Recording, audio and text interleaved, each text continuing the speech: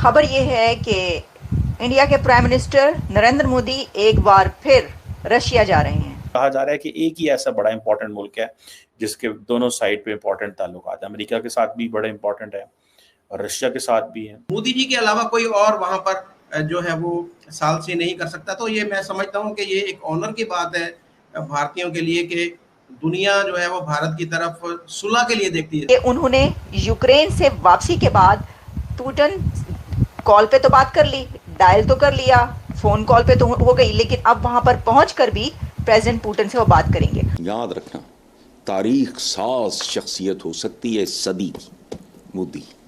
मोदी के कह देने से जंग थोड़ी रुक जाएगी। रशिया पागल है या अमेरिका पागल है? मोदी के कहने पे वो दोनों क्यों जंग रोकें? इंडिया की मदद क्यों मांग रहे हैं? कि आज अमेरिका को, यूक्रेन को और बहुत सारे मुल्कों की उम्मीदें नरेंद्र मोदी से जाग पड़ी हैं। मोदी का काम ही नहीं है ना, ये मोदी का काम है चाय बनाना, वो चाय बनाए। सर अब इस चीज से आप निकल जाए, वर्ल्ड उसको मैम उसको पॉलिटिक्स आती नहीं है। लेकिन क्या रशिया का रास्ता भी मोदी साहब का प्लेन पाकिस्तान के ऊपर से परवास करके ही जाएगा या कोई और रास्ता लिया जाएगा? खबर यह है कि इंडिया के प्राइम मिनिस्टर नरेंद्र मोदी एक बार फिर रशिया जा रहे हैं।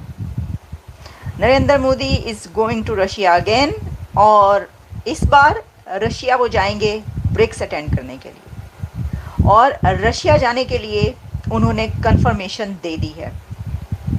तो एक तो इस खबर पर बात करते हैं, और इसी के साथ मैं देख रही थी कि एबीसी न्यूज़ में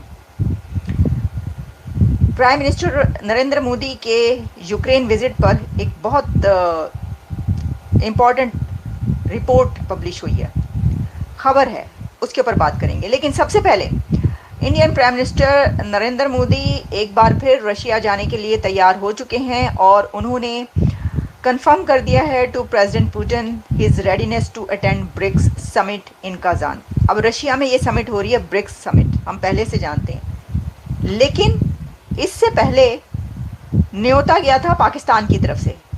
पाकिस्तान ने दावतनामा भेजा है मोदी साहब को कि वो तशरीफ़ लेके जाएं पाकिस्तान और अटेंड करें एससीओ समिट।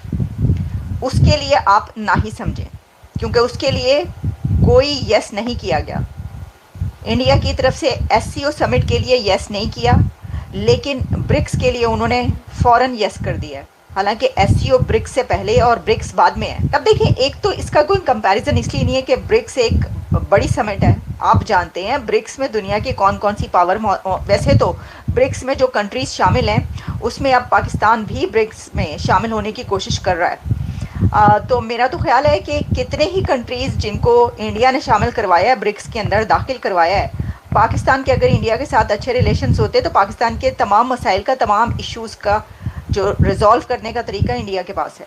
इंडिया पाकिस्तान को भी ब्रिक्स में ले जा चुका होता अगर इंडिया और पाकिस्तान इकट्ठे होते, यानी ये कि निभ रही होती, अच्छे ताल्लुकात होते, रिलेशंस होते, तो पाकिस्तान के भी ब्रिक्स में जाने की कोई मसला नहीं था। ये हाथ पांव मारने की ज़रूरत ही ना पड़ती। सिर्फ एक बार कहते आप मोदी साहब को कि मोदी साहब आपके हमसाए हम भी चाहते हैं कि हम ब्रिक्स में शामिल हों। आपने अफ्रीकन कंट्रीज़ को और कितने ही एशियन कंट्रीज़ को उसके अंदर शामिल करवा दिया, तो हम भी शामिल होना चाहते हैं। तो ज़रूर जो है वो शामिल होते हैं, लेकिन ऐसा अब ज़रा मुश्किल से ही अब ब्रिक्स में देखें कहा तो जा रहा है, लेकिन लेट्स सी।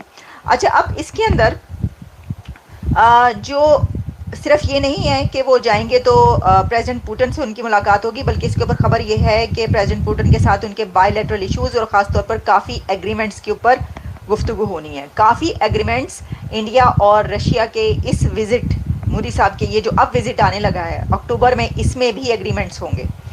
और जो यूक्रेन और रशिया का एक इस वक्त चल रहा है मामला, और उसके ऊपर आपको पता है कि मोदी साहब पहले रशिया और फिर यूक्रेन पहुंचे, उसमें भी इनके टॉक्स हो सकती हैं, पॉसिबिलिटी है, क्योंकि रशिया ने और प्रेसिडेंट पुतिन ने यस किया है बातचीत करने को, डायलॉग वो कर रहे हैं। और पहले भी जो उन्होंने जंग की बात की, तो अभी भी जब वो जाएंगे तो देखिए, एक तरफ ये जो विज़िट है ये सिर्फ ब्रिक्स के लिए ही नहीं, बल्कि जो इस वक्त एक डिप्लोमेटिक मूव लेकर चले हैं मोदी साहब, उसके लिए भी बहुत अहम है, बहुत इंपॉर्टेंट है, बहुत ज़रूरी है। आपको ये हो नज़र आ सकता है कि उस दौरान ऐसी मीटिंग्स और ऐसी बहुत सारी डिटेल्स सामने आई हैं कि उन्होंने यूक्रेन से वापसी के बाद पुतिन कॉल पे तो बात कर ली, डायल तो कर लिया, फोन कॉल पे तो हो गई, लेकिन अब वहां पर पहुंचकर भी प्रेसिडेंट पुतिन से वो बात करेंगे।